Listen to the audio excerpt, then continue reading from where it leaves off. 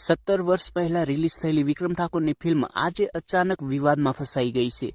ફિલ્મના ડિરેક્ટરને તો ધમકીઓ મળી જ રહી છે, સાથે જ વિક્રમ ઠાકોરને પણ હેટનો સામનો કરવો પડી રહ્યો છે। ખાસ કરીને એક સમાજ આ ફિલ્મને લઈને ખૂબ જ નારાજ છે।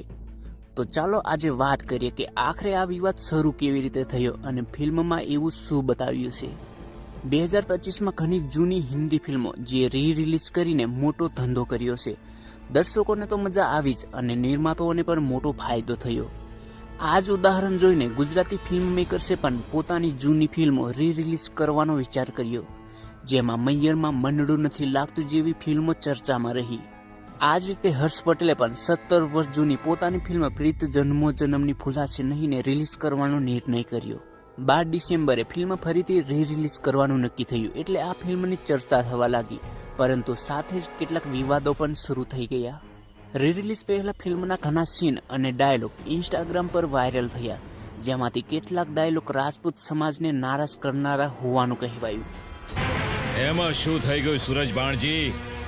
અય્યાશી અને રખાતો એ તો રાજપૂતોની શોભા છે। ફિલ્મની કથામાં વિક્રમ ઠાકોર સમાજના પુત્ર તરીકે રોલ કરેલો છે, જ્યારે મમતા સોનીને રાજસ્થાનની રાજપૂત દીકરી તરીકે દર્શાવવામાં આવી છે। બંને એક લગ્ન પ્રસંગે મળે છે અને પ્રેમ થઈ જાય છે, પરંતુ મમતાની ફઈને આ સંબંધ ન ગમતા તે મમતાને રાજસ્થાન લઈ જાય છે। વિક્રમ પણ તેને પરત લાવવા રાજસ્થાન પહોંચે છે, પરંતુ પાછા ફરતી વખતે બંનેને મારી નાખવામાં આવે છે। આટલી ફિલ્મની મુખ્ય વાર્તા છે, પરંતુ વિવાદ ફિલ્મની વાર્તાને લઈને નહોતો। વિવાદ થયો ફિલ્મના કેટલાક ડાયલોગના કારણે, જે રાજપૂત સમાજના કહેવા પ્રમાણે તેમને અપમાનજનક લાગ્યા। મમતાને હાથ લગાડવાની હિંમત તો કરી જો। તારો હાથ લાંબો થાય પહેલા આ રણમાં રાજપૂતોના એટલા મરડા પડ્યા છે કે એ લોકોને દાટવા આ રણની રેતી પણ ઓછી પડશે।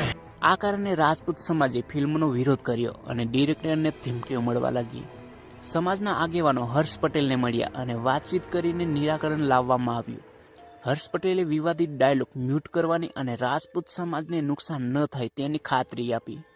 મને આખી ફિલ્મ બતાવી દીધી, જય જય રાજપૂત સમાજની લાગણી દુભાઈ છે તે શબ્દો આખા હટાવી દેવામાં આવશે અને જય જરૂર જના છે તે મ્યુટ કરી દેવામાં આવશે।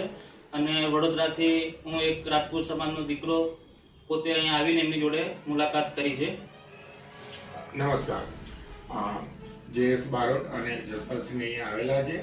મારી ફિલ્મ પ્રીત જન્મની ભૂલાશે 2009માં રિલીઝ થયેલી છે અને મારો વર્ષો ત્યાં ફિલ્મ બનાવવાનું કાર્ય છે। મારે અલગ અલગ રાઇટરો ડાયરેક્ટરો આવતા હોય એટલે હું ફિલ્મો બનાવતો હોય અને અમે ક્યારેય એવું ના ઈચ્છતા હોઈએ કે કોઈ પણ સમાજની લાગણી દુભાય, પણ બાય મિસ્ટેક કે